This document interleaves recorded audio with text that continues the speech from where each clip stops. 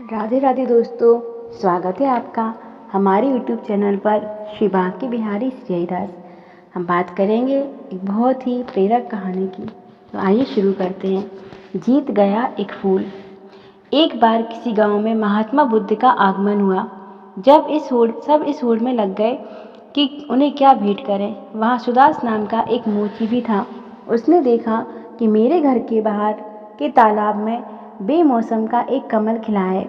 उसकी इच्छा हुई कि आज नगर में महात्मा बुद्ध आए हैं, सब लोग तो उधर ही गए हैं, आज हमारा काम चला नहीं तो आज यह फूल बेचकर गुजारा कर लेंगे।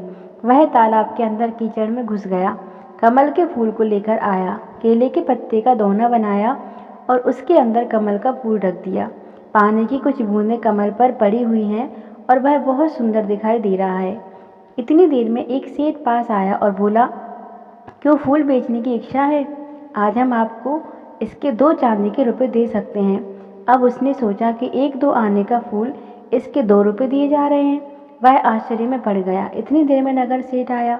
उसने कहा, भाई फूल बहुत अच्छा है, यह फूल हमें दे दो, हम इसके 10 चांदी के सिक्के दे सकते हैं। मोची ने सोचा, क्या इतना कीमती है यह फूल? नगर सेठ ने मोची को सोच में पड़े देखकर कहा, अगर पैसे कम हो तो ज़्यादा दिए जा सकते हैं। मोची ने सोचा, क्या बहुत कीमती है यह फूल?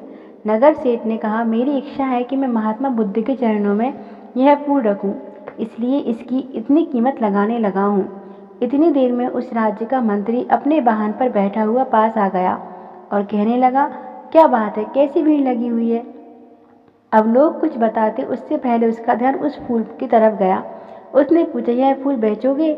हम इसके 100 सिक्के दे सकते हैं, क्योंकि महात्मा बुद्ध आए हैं। ये सिक्के तो कोई कीमत नहीं रखते, किंतु जब यह फूल लेकर हम जाएंगे तो सारे गांव में चर्चा होगी कि महात्मा बुद्ध ने केवल मंत्री का फूल ही स्वीकार किया। हमारी बहुत चर्चा होगी, इसलिए हमारी इच्छा है कि यह फूल हम भेंट करें।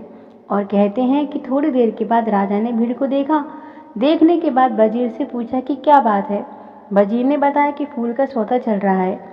राजा ने देखते ही कहा, इसको हमारी तरफ से 1000 चांदी के सिक्के भेंट करना, यह फूल हम लेना चाहते हैं। सुदास ने कहा, लोगे तो तभी जब हम बेचेंगे, हम बेचना ही नहीं चाहते।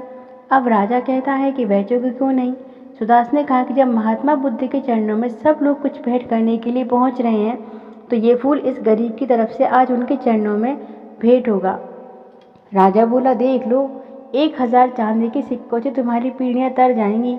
सुदास ने कहा, मैंने तो आज तक राजाओं की संपत्ति से किसी को तरते नहीं देखा, लेकिन महान पुरुषों के आशीर्वाद से तो लोगों को जरूर तरते देखा है। राजा मुस्कुराया और कह उठा, तेरी बात में दम है, तेरी मर्जी, तू ही भेंट कर।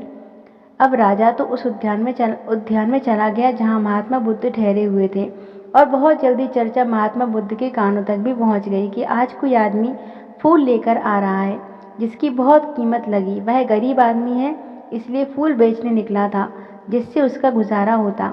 जैसे ही सुदास फूल लेकर पहुंचा तो शिष्यों ने महात्मा बुद्ध से कहा कि सुदास आ गया है। लोग एकदम सामने से हट गए। महात्मा बुद्ध ने उसकी तरफ देखा। सुदास फूल लेकर जैसे ही पहुंचा तो उसकी आंखों में से आंसू बरसने लगे। पानी की कुछ बूंदें तो कमल पर पहले से ही थीं, कुछ उसके आंसुओं के रूप में छिटक गईं उस कमल पर।